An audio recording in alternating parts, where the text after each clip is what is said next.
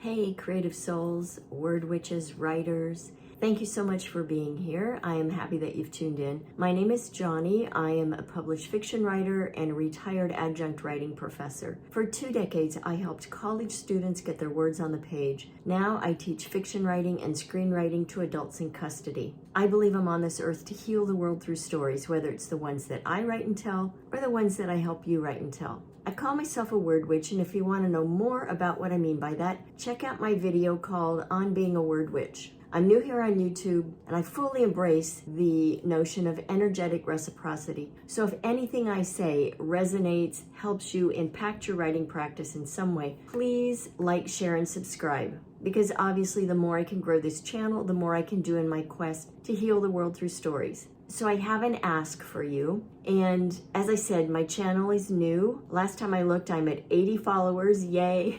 And I'm hoping that by the end of April, I can reach 100. So if you could, please subscribe, help me get my numbers up, because the more subscribers I have, the more I can do with this channel. So if you like it and are already subscribed, please recommend it to others you know. If you know writers that are looking for support, let them know about the channel, and I would love to see my numbers go up. So thank you for your help in any way possible. Also, before I get on to the topic of today, I want to mention, and I'll have something at the end of this video and also in the description, I have a new membership group, and it is only $18 a month for founding members for a period of time. I'm not sure how long this is going to last yet, but I want to offer this to founding members who are going to help me just by showing up, get this membership group growing and thriving. And right now what it consists of is a weekly meeting.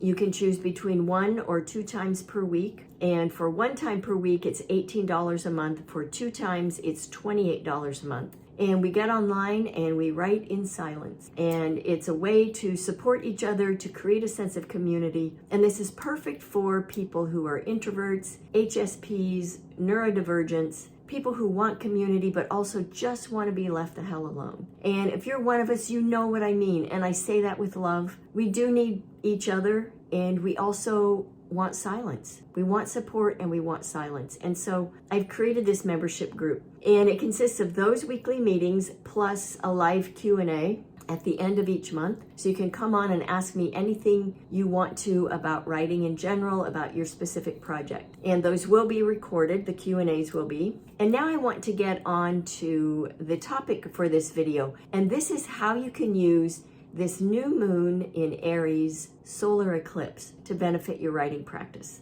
So this is a super, super powerful time right now. And I think we can really capitalize on it to have some major breakthroughs in our writing. So I want to talk about that a bit and kind of give you my take on how this can help us write. And also I have an exercise for you to do over the next week that I think will really, really enhance your writing and take you to some deep places within yourself that maybe you've never been before.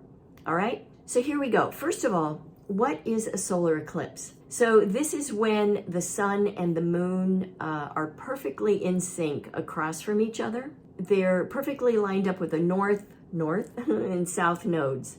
So if we think of the earth being on an axis and the sun and the moon in relation to us, so the moon passes between us and the sun, and for a period of time blocks out the sun completely. This equates to falling into total darkness for a brief amount of time. So it's going to be for about 4 minutes. And I'll say this, if you live in a part of the country where you cannot experience this falling into darkness firsthand, it doesn't matter. This energy can still and will impact us in some pretty big ways. So this solar eclipse comes, as solar eclipses do, 2 weeks after the full moon lunar eclipse that we had on March 25th. So I made a video about that, and I talked about how we need to view our writing practice as a relationship. And I talk about this all the time anyway. And it's when I work with clients and students, I really stress that our writing practice is a relationship we have.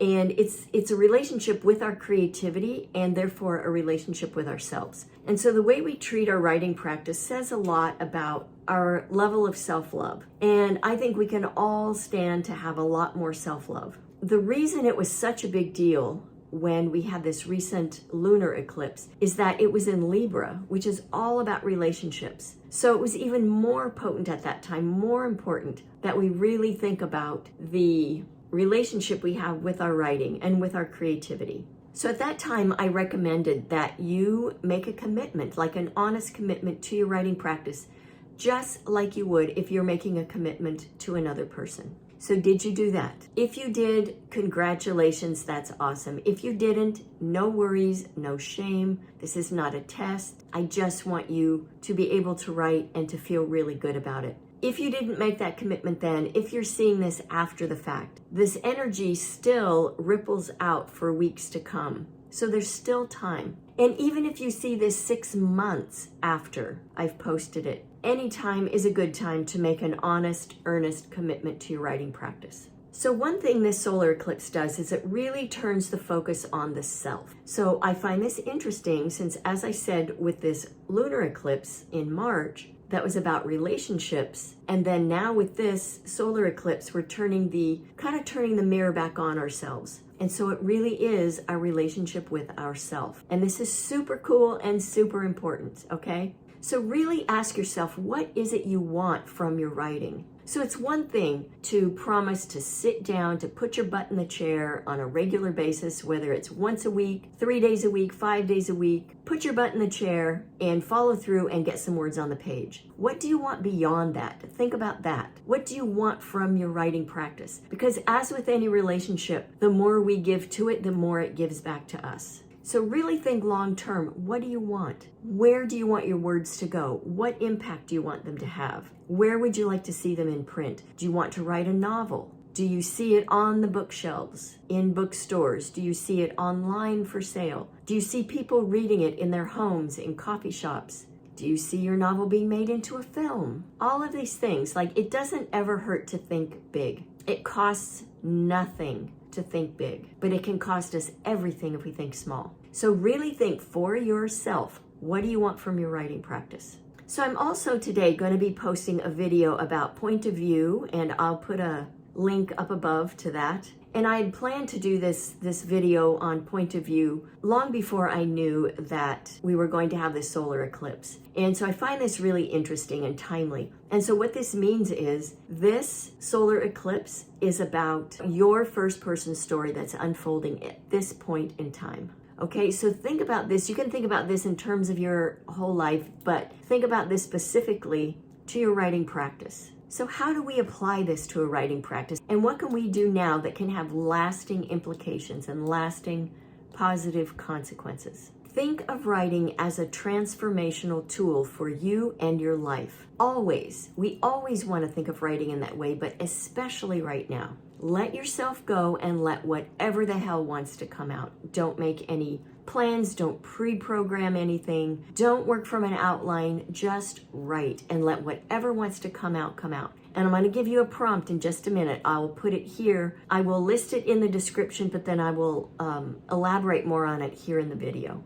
So don't think about who might read this. What will they think if they read this? I think so many of us have these voices in our heads, and they're from people that we know, or they come from people we know who, for whatever reason, we want to please them. We don't want to upset them. And so we think, oh, what will so-and-so think if I write this? Or what will they think? Will they stop liking me if they know that I think this way or that I'm telling this story? For right now, all you need to do is write it. Write whatever you want. Don't hold back in any way. And if when you have finished, you still feel this is too shameful for so-and-so to see, here are some things you can do about it. There are 3 things you can do if you still have that feeling after you do this exercise I'm going to give you. You can burn what you've written and bury it. You can use those ashes in some kind of positive way to fertilize your plants. You can finish what you started and submit it under a pseudonym so no one has to know it's you.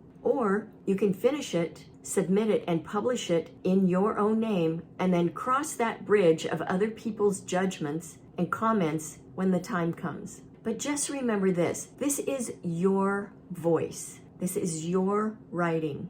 It's your imagination. Don't let other people's fears rob you of that. You do not need to shape your writing and your very personal work around other people's fears and needs. Let that shit go, okay? Let it go. Okay, so if you want a little nudge in the right direction, here is the exercise. So first, I recommend letting the eclipse pass. So as I said, it's happening, or maybe I didn't say this, I don't remember. It's happening on Monday, today, when you're likely seeing this video. Monday, April 8th at 11:07 a.m. Pacific time, which is where I'm located. So you might need to calculate that depending on where you are. Let it pass, then for each of the 7 days, use the following 7 prompts. And I'm going to list them off in, just give you a quick list, and then I will also put them in the description. And then in this video, I'm going to elaborate on each one to kind of give you an idea of all the different directions you can go. And just remember this, you already know the answers to these prompts. You already have the answers within you. It's just a matter of accessing them. So avoid resisting whatever comes to you. And like I said, if after you are done, you feel that what you've written is going to be so earth-shattering that you just cannot share it with the world, then you can take those other steps that I mentioned. But I really encourage you to just own it, submit it, and let it out into the world. And the people in your close circles, they're either going to get over it and support you, or they're not. And that's on them. Just be really willing to let people have their own personal meltdowns over your work. It's going to happen. I will tell you. It has happened to me. I'm sure it will happen again. And I've gotten to a place where I am A-okay with it. Their response to my work is none of my business. And while I might feel attacked in the moment, I do not let it stifle me. Please don't let it stifle you. Thanks to the planetary connections right now, your writing can take you to never before visited places within you. Does that sound scary or exciting? It's both. I know, it's both. But just remember, that's where all the good stuff is. Those scary places that live inside us. When I talk about accessing our darkness, I don't mean evil. I mean all those places within us where we hide all the very best stuff we have to write about. That's what we need to access. That's where the richness of our creativity lies. That's where we want to go. Because that's where we create heart-touching and soul-touching universal stories that will stick with people. And that's what creates change in the world. I mentioned in a recent video I did, it was kind of a long blather of sorts. It's not my typical kind of video, but I talked there about what I do. I mean, anybody can teach craft, but what I do is help people access these portals within themselves so they can access those parts of themselves that they typically don't. But the cool part then is it just keeps paying forward, because when you access those parts in you and you write from that place, when other people read your work, once it's out into the world, then it opens portals in them. And honestly, what else can we ask from life? Seriously, that is what I live for. And I think it's super cool. And to me, that's the magical part of writing. So I've talked before about the magical experiences I had when I wrote the first draft of my novel, Miranda's Garden, and how it deeply changed my life forever. It was the deepest kind of deep flow I've ever experienced. And that is where I'd like to take you. That is where I like to take people when they work with me. We need to get to the good stuff. And so because of this planetary configuration that we have right now, we are getting some extra help. And so capitalize on it. Use it. Use it to your benefit. One of the astrologers that I follow is Nadia Shah. And she says 2 of the biggest moments from this year are the solar eclipse that I've been talking about. And as she says, this solar eclipse is different than most, because it is aligned to the same degree, the same minute as Chiron. If you don't know, Chiron is considered the wounded healer. When Chiron is in a position like this, when it's aligned with another heavenly body, it's all about those wounds within us that we have yet to heal. And I know sometimes it can feel so tiresome. For myself, I've often said, I don't need to heal anything else. I have done so much healing in this life, some really hard stuff. But I also know that when I go through another cycle of healing from some trauma or hurt from the past that I have not yet healed, it just makes my life that much better. And to know that we have writing that can help us do it, I feel very fortunate that I'm a writer. I feel blessed that I have the aptitude and the desire and the capability to write, because it helps me in so many ways. And that's true for all of us. So having Chiron in perfect alignment with this solar eclipse means that our vulnerabilities are wide open. wide open. Okay, so what could be better for a writer? This means that if you get your butt in the chair, it's going to be that much easier to tap into those places within yourself. So something else that Nadia points out is that with this eclipse, it has no other significant alignments with other big, powerful planets or planetary bodies. And so that means it leaves us no way to resolve these unhealed wounds within us. But again, thank goodness we're writers, right? Because we have that to fall back on. We can use our writing to get us through these periods where we are feeling kind of raw and open and unhealed, and we can take care of that. We can self-regulate with our writing practice. So as I mentioned earlier, this is when the solar eclipse happens, we're in total daylight, and then the eclipse happens and we fall into total darkness, and then after these 4 minutes, total light again. What that means is the light that we saw before will be very different than the light we see after. This darkness that we're going to be in allows us to recalibrate, readjust, reconfigure, and I will say this, that we're in a Mercury retrograde also adds to this. So it's a fabulous time to write. Fabulous, fabulous time to write.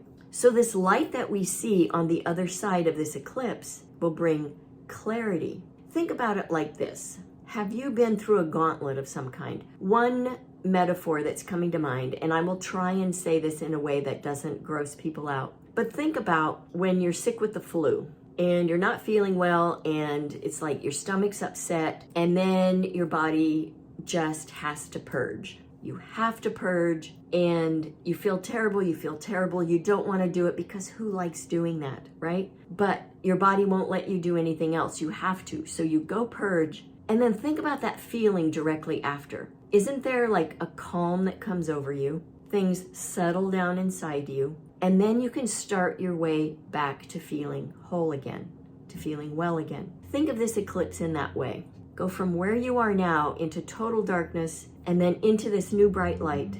It's going to take you to new places. Where is that going to take you with your writing? The really cool thing about having wounds is that they can help us tap into our power. There is something about finding those most delicate places within ourselves and showing them some love, embracing them, getting them outside ourselves, and then making meaning of them that turns them into that scar that is stronger than the bone was before, than the skin was before. So this is all about understanding ourselves and our vulnerabilities and how to change our lives in real ways. So again, if we turn this back on our writing practices, how can we change our writing practices in some real ways right now? I, for one, know I want to devote, I'm writing, but I want to be writing more. So I'm going to use this time to really revisit my devotion to my writing practice and find more time to do it. I know I can. So this all starts with you.